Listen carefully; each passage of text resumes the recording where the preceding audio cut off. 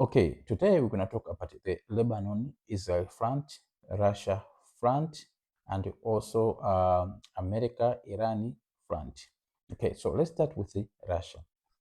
As we all know that the sanctions were lifted on Russian oil due to the ongoing conflict in the Middle East between America, Israel, and Iran. Sanctions on Russian oil were lifted so that they can flood the market with some of the oil from Russia. It was a luck for Russia. It was the opportunity Russia has been waiting for. But it looks like Russia has not fully benefited from this opportunity because its export capability or its export capacity has been reduced or crippled by Ukrainian drone attack. And last night was one of the worst attacks on Russian oil infrastructure, and most of the oil facilities are on fire. I'm going to read a document here. Ukraine launched a massive drone swarm attack against the oil terminal in the Russian Black Sea port of Tuapse tonight. Massive fires have broken out across the terminal after several oil tanks and other oil infrastructures were hit. Russia has a major problem exporting oil by sea. So the Russians are not making full use of this opportunity because Ukraine is hitting them hard. Now, let's go to Lebanon, where the Israeli forces have done something that nobody expected. Okay, there was a photo circulating showing an IDF Israeli defense soldier smashing the head of the statue of Jesus Christ in one of the Lebanese villages. Now, the IDF said that it will investigate and get back to you. Now, the IDF has concluded its investigation and they've released a following report, which confirms that yes, it is one of their own, and they have confirmed the authenticity of the photo because there was claims and counter claims. I'll read to you the report from the IDF. I'm reading now. This is the IDF report. I'm reading. Following a completion of an initial examination regarding a photograph published earlier today of an IDF soldier harming Christian symbol, it was determined that the photograph depicts an IDF soldier operating in southern Lebanon. So they confirm its authenticity. Yes, it's an IDF soldier carrying out that act. The IDF, the IDF views the incident with great severity and emphasizes that the soldier's conduct is wholly inconsistent with the values expected of its troops. The incident is being investigated by the Northern Command and is currently being addressed through the chain of command. Appropriate measures will be taken against those involved in accordance with the findings. Furthermore, the IDF is working to assist the community in restoring the statue to its place. The IDF is operating to dismantle the terrorist infrastructure established by Hezbollah in southern Lebanon and has no intention of harming civilian infrastructures, including religious buildings or religious symbols, they say. So that's the story in Lebanon. Mind you, Israel has occupied 80 kilometers. So 80 kilometers of Lebanon.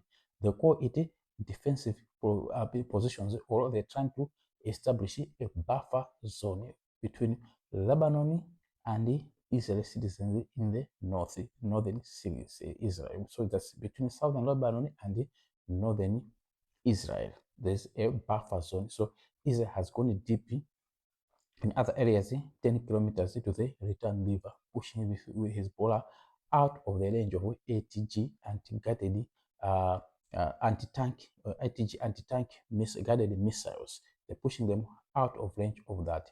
And while we are on a Hezbollah front in Syria, I'm reading a report here.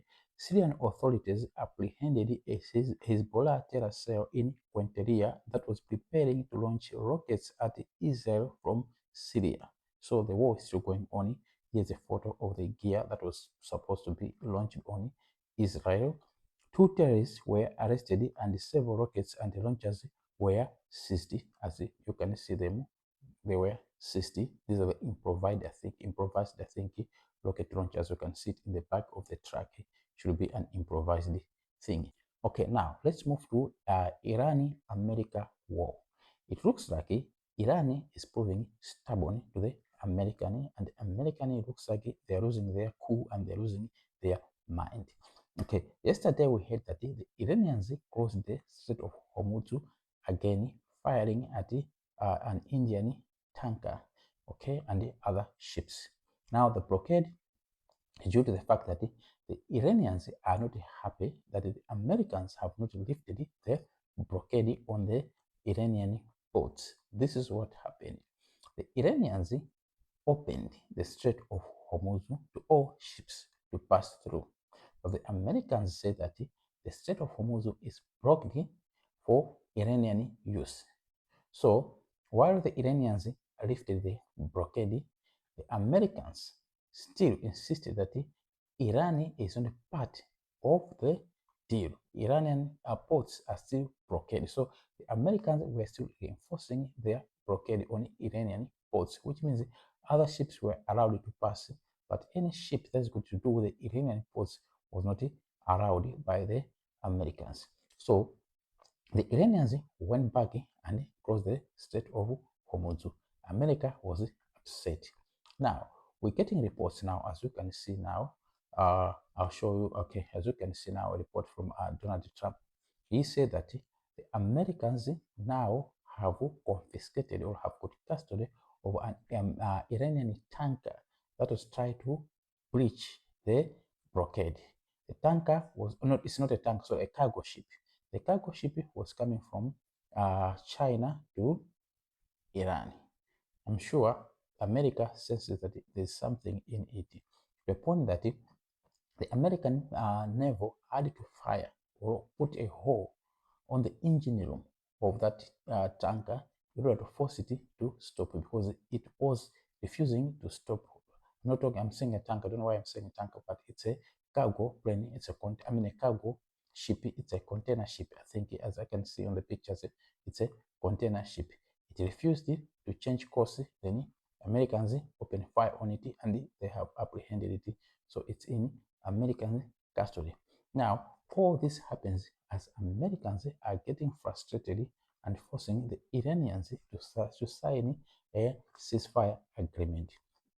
Now, it doesn't look like it's a ceasefire or peace agreement. It looks like it's more of a surrender document. That's why the Iranians are refusing to sign it. That's what I think, because it looks like it's a more of a surrender document. And Donald Trump has threatened that he will blow up everything, bridges, energy infrastructure, whatever in Iran, should the Iranians refuse to sign this document, which looks more like a surrender document, not a ceasefire document. Now, the American delegation say is on its way to Islamabad, and the Iranians say they're not talking to the Americans and they're not sending anyone for the talks. So let's wait and see how it ends.